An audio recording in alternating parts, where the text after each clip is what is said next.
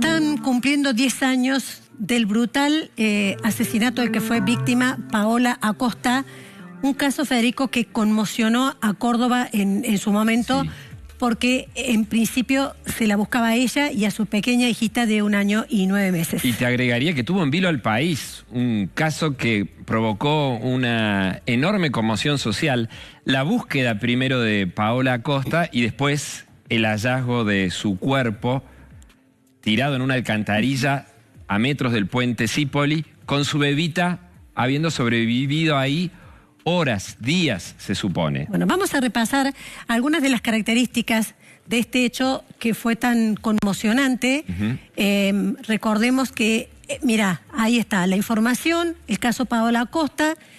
17 de septiembre del 2014, Paola Acosta y su hija de 1 año y 9 meses desaparecen. El 21, más de 3 días más tarde, el 21 de septiembre, la encuentran a la madrugada, el cuerpo de Paola Acosta.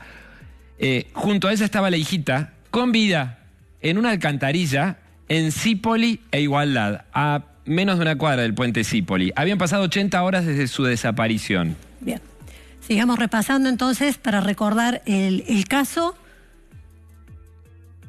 El 7 de octubre del 2015, Gonzalo Lizarralde fue condenado por un jurado popular. Lo hallaron responsable de homicidio calificado por alevosía y condenado a prisión perpetua. En el 2049 podría solicitar la libertad. Bueno, en 2017 el Tribunal Superior de Justicia confirma esta condena, descarta un recurso presentado por la defensa de Lizarralde y le agrega la figura penal novedosa, un instrumento que no se había usado hasta el momento, de violencia de género. Es decir, este caso tiene como ingrediente extra que generó en su momento especial atención este punto.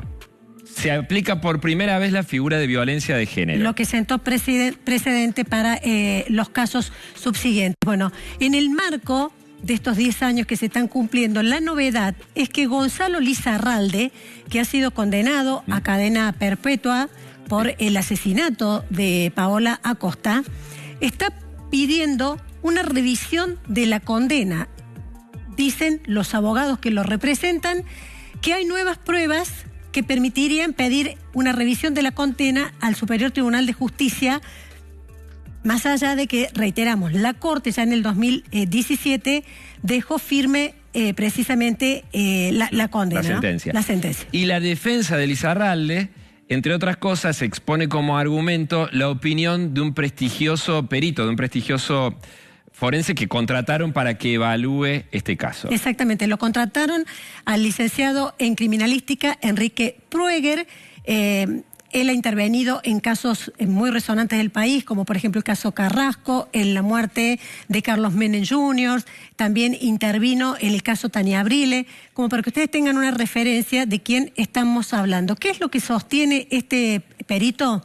Que en realidad hay nuevas pruebas y que esas nuevas pruebas, según ellos entienden, lo liberaría de culpa a Lizarralde, porque lo que están planteando es que en realidad a Paola Acosta la habrían asesinado entre 17 y 22 horas antes del día en que la encontraron, que recordamos fue el 21 de septiembre. Cuando Lizarralde ya estaba detenido, según ellos. Exactamente, cuando Lizarralde estaba detenido. Y después hay otro condimento más que tiene que ver con una presentación que han hecho los abogados en la Justicia Federal para que se investigue un supuesto secuestro extorsivo. ¿Por qué plantean ellos esto? Porque la hermana de Paola Acosta, Maru Acosta, recibe una llamada telefónica donde le extorsionan y le dicen que si quiere ver a Paola con vida, tienen que depositar una cantidad de dinero que no la precisaron. ¿Qué sostiene Lizarralde ahora y los abogados? Que la Cámara que llevó adelante el juicio desestimó esa denuncia y por lo tanto ellos creen que ahí puede haber una línea de investigación que podría eximirlo de culpa a Lizarralde, que reiteramos, está condenado. ¿Querés que escuchemos? El planteo de los abogados de Lizarralde y del perito que convocaron.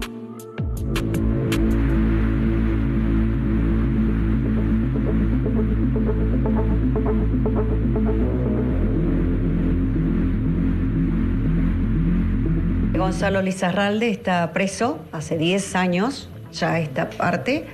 en la cárcel de Villa María. Hay una confusión, escuché en algún medio que se encontraba en una cárcel que es de ambiente libre en Montecristo. No, no es así. Está hace muchos años en la cárcel de Villa María, cumpliendo una condena, por supuesto, perpetua, una cadena perpetua. Y en el caso, bueno, como abogados, ¿van a presentar algún recurso, alguna apelación? Sí, vamos a presentar un recurso de revisión, es el único recurso que queda, y vamos a presentar el recurso de revisión porque nosotros, de acuerdo a las pericias y las pruebas nuevas que tenemos, entendemos o estamos convencidos de que Gonzalo estaba detenido cuando mataron a Paola. ¿En qué se basan? Hay prueba documental y prueba pericial. Sí, yo hice todo un estudio metaanalítico, pedí toda la información, tanto de imagen, fotografía, como de informes técnicos. Para que ustedes tengan una idea, la víctima que aparece en ese sumidero, ¿sí?, perdió aproximadamente entre 4 y 4 litros y medio de sangre. Quiere decir que la víctima estaba exangüe, significa no tenía sangre, ¿sí? La médica que ve el cadáver en la alcantarilla dice que tenía rigidez completa. La rigidez es un proceso de tiesura del cuerpo que aparece a las 3 horas de muerta. Rigidez completa. Pero los autores están casi todos de acuerdo, inclusive uno que escribió un paper acá en el cuerpo médico forense de la Policía Judicial, dice que cuando se desangra un cadáver, ¿no?, la rigidez es rápida, significa que aparece y desaparece rápido. Por el otro lado, tenemos la nena, en un lugar que tiene que haber sido precipitada desde 1,72 m de altura hasta el piso en este caso, de la alcantarilla, ¿sí? La víctima cayó en una posición en la cual biomecánicamente, lo tenemos demostrado, nunca hubiera quedado acomodada como estaba. Quiere decir que tienen que haber entrado por otro lado. Y ahí tenés la cámara de seguridad del puente Zípoli, que no está como prueba. No sabemos quién fue a dejar el cuerpo ahí. Si hubiera estado las 96 horas que dice la sentencia, para que dé que la víctima fue asesinada el 17 a la noche, nosotros tenemos que encontrar huevos de moscas y larvas, ¿sí?, que aparecen entre las 8 y las 15 horas. Las heridas no tenían ni huevo de moscas ni larvas. No estaba atacado el cadáver por las ratas. ¿Se entiende lo que digo? Y en ese lugar está plagado de ratas. No tenía nada el cadáver, estaba intacto. La otra, dice, no, dice, la nena puede haber tomado agua. Les voy a explicar algo para que la gente lo entienda.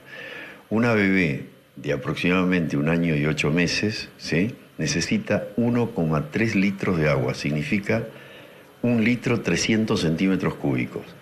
En esas 96 horas, si no tomó líquidos, tendría que haber perdido el 29% de su peso. Si sobrevivía, las afectaciones eran irreversibles en ciertos órganos de su cuerpo. ¿Saben qué dijo el Hospital de Niños, que nunca cruzaron esa información? Decía que tenía deshidratación moderada. ¿Sabe lo que significa deshidratación moderada? Cuando vos a un bebé no le das por 10 horas líquido. ¿Sí? Otro elemento que tenemos que tener en cuenta es que perdió más de 4 litros de sangre la víctima. Entonces fue en la camioneta. ¿Saben cuánto encontraron en la camioneta de la víctima?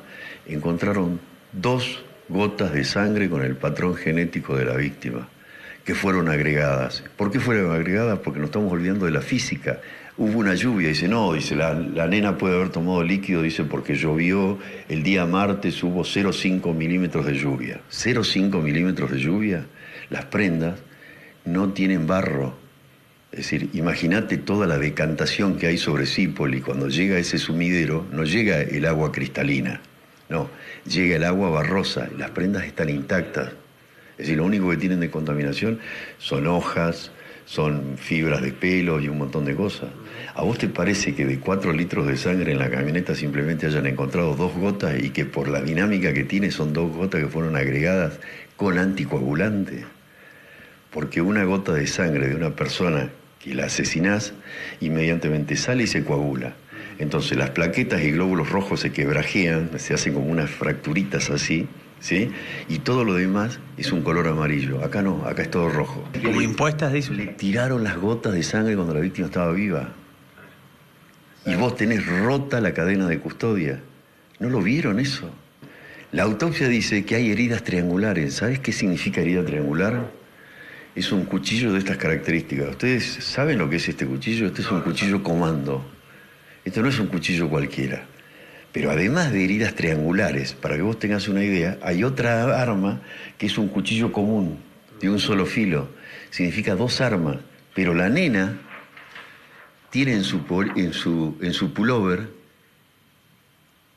una afectación, una impronta con este tipo de cuchillo. ¿Saben qué significa esto? Significa que como mínimo hubieron 3 armas. Y la nena tenía infección en las heridas. ¿Sabés qué significa infección en las heridas? Significa un proceso para que se infecte. Te lastiman y para que se infecte necesitas entre 24 y 72 horas. Pero la madre, cuando muere en ese proceso tan rápido que yo te digo que es el sábado a la noche, ¿sí? Ella fue secuestrada el 17 a la noche, ¿sí? En ese momento, ¿sí? La víctima cuando muere no tiene heridas infectadas, no la lesionaron previamente. Cuando la lesionaron a la madre, la mataron. Y la nena ya venía con un proceso entre 24 y 72 horas. ¿Cree que ha sido torturada? Había sido torturada. ¿Para sacar la información a quién? Recién comentaba con respecto al número de personas, de participantes. ¿Cree que mínimo hay 2 o 3? Porque hay otro dato. Vos la tirás, supongamos que la tirás por la alcantarilla. Biomecánicamente no queda en la posición en que se encontró. Al no quedar en la posición en que se encontró, alguien tuvo que entrar a la alcantarilla. Y qué casualidad, la cámara del puente Zípoli esa noche no funcionaba. Tiene capacidad de influencia el presunto victimario que hoy lo tienen detenido cumpliendo cadena perpetua para que digan, che, muchachos, me desconectan la cámara del puente Zípoli. ¿Quiénes pueden ser? O sea, estamos hablando de gente importante o influyente, por lo menos. Estamos hablando de funcionarios policiales.